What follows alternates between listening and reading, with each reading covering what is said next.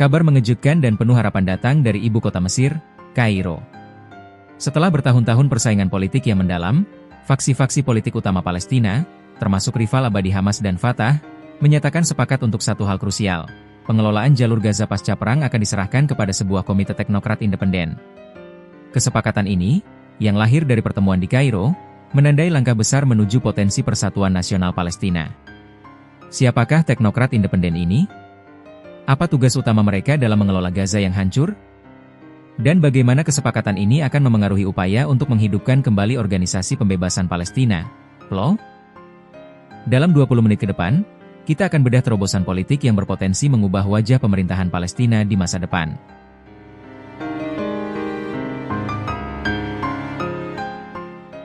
Struktur dan tugas Komite Teknokrat.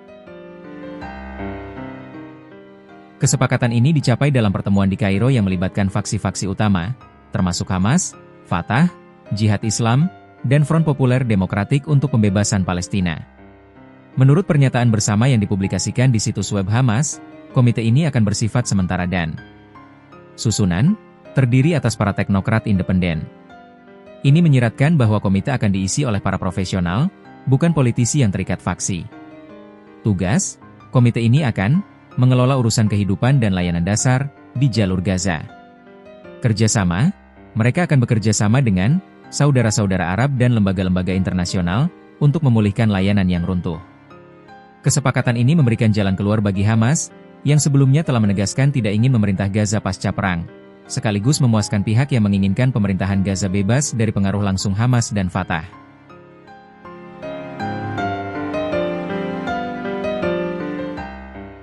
Konteks persaingan dan upaya persatuan. Kesepakatan ini sangat bersejarah mengingat dalamnya persaingan politik antara Hamas dan Fatah. Sejarah persaingan, kedua faksi memiliki sejarah persaingan politik yang mendalam, yang memuncak menjadi pertempuran setelah pemilu 2006. Hamas merebut kekuasaan di jalur Gaza pada tahun 2007, sementara Fatah mempertahankan kendali di tepi barat. Perpecahan ini telah lama menghambat upaya persatuan nasional. Pertemuan di Kairo, yang difasilitasi oleh Kepala Intelijen Mesir Hassan Rashad, merupakan kelanjutan dari diskusi yang bertujuan membahas fase kedua gencatan senjata Gaza. Kedua belah pihak setuju untuk melanjutkan pertemuan di periode mendatang dan bekerja untuk mengorganisir front internal Palestina. Ini adalah langkah maju, setelah kesepakatan serupa pada Desember 2024 untuk membentuk komite bersama dikritik, terutama oleh anggota Fatah.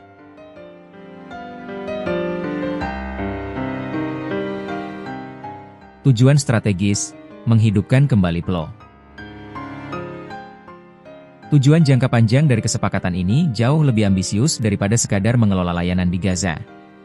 Pernyataan bersama itu menyerukan strategi nasional, semua faksi harus menyepakati strategi nasional bersama untuk menghadapi tantangan yang ditimbulkan oleh pemerintah Israel.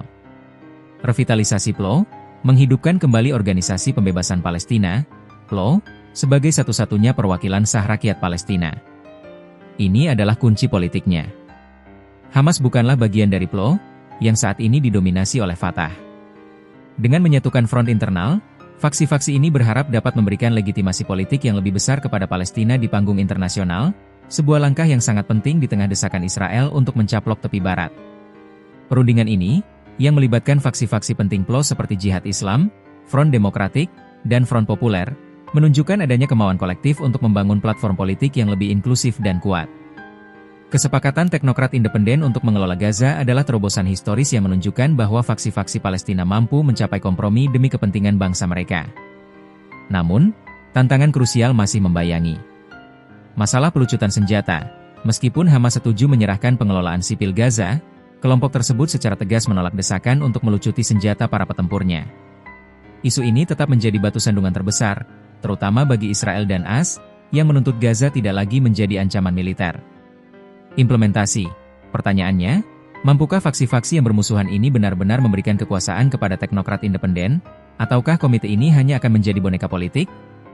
Keberhasilan komite teknokrat ini bergantung pada kemauan politik Hamas dan Fatah untuk mengesampingkan perbedaan demi memulihkan kehidupan di Gaza dan membangun front nasional yang bersatu.